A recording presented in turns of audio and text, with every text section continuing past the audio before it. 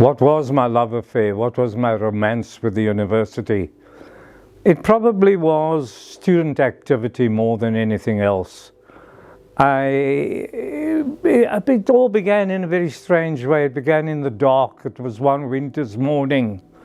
And I think it was in my first year, actually. I went into the cafeteria, which was the meeting place of most people before activities started on campus.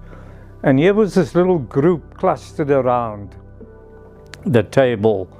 And I'd like to mention them because it's important. The most charismatic out of the whole lot was Eric Saal. And then there was Malik van Niekerk, and also Brian Figaji. And Brian Engel was there, as I recall. And they were chatting about the need for student rights and student involvement and student activity. We got very active, but didn't quite know where to go to develop some kind of constitution or guideline. We reached out to the University of Stellenbosch, believe it or not, and they actually came to the campus, but that didn't go anywhere. UCT, of course, were most eager to help, and we got a document from them, their constitution, which we started to use as the base of ours.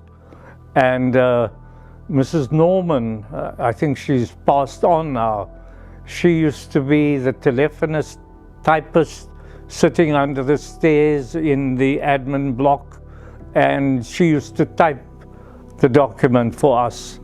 I was always very eager, very active, maybe too eager. You know, when I fall in love deeply, and I was deeply committed to what was happening there. So much so that I got involved with NUSAS, the National Union of South African Students, which was a bit of a progressive organization. My unhappiness was that students had no rights, that students were basically being told what to do. If I'm not mistaken, the choices of subjects were very limited.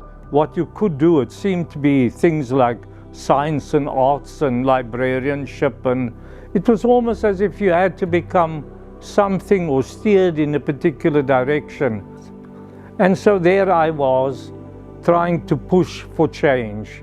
In response to his activism, the then rector, Hans Meyrung, invited him to leave, and his studies were disrupted for 3 years before he was allowed to return and finish his diploma. In 1970, I received my diploma, and that's the end of my direct university involvement, although I've dreamt many times of going back and qualifying.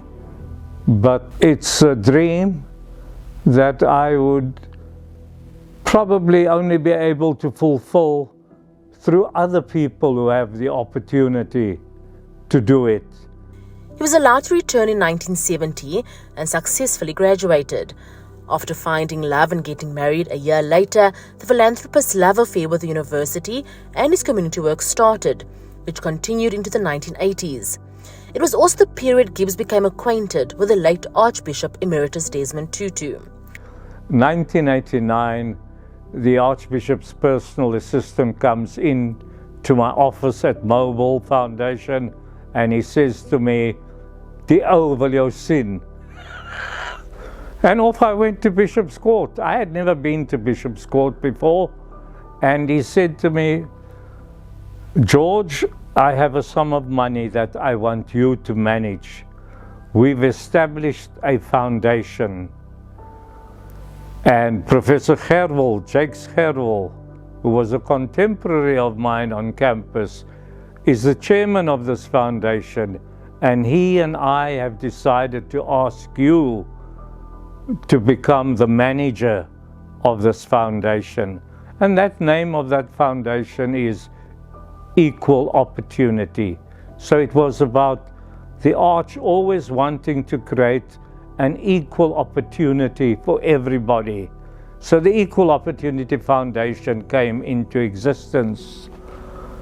A little later on, he sent for me again, And he said, George, I've got a sum of money. It's called the Chesi Trust. I said, yeah, what about it?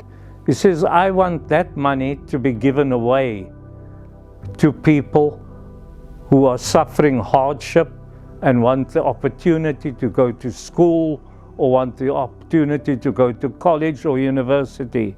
It turned out that money was the Nobel Peace Prize money. The dawn of democracy brought new opportunities to contribute. In addition to the Equal Opportunity Foundation, funded by Coca-Cola, alongside luminaries like Jakes Gerwel and Alan Busak, Gibbs also served on the board of the welfare organization, Building a Better Society. In 2009, he retired from the ABSA Group as Regional Manager for Communications. We should really be giving, and we should try and grow into a culture of giving. And really, right now, if one looks at the pamphlet that you have, we are asking you to give very little at this stage. But I'd like to give something other than what I normally give out of my discretionary fund, which is much more than what I'm going to give right now. But I want to challenge you, and this is your chance to build on the future. So let me say to you, I'm taking this brick and I'm pledging this brick to the Legacy Fund. It's worth 50 Rand. That's what they're asking. Buy one brick.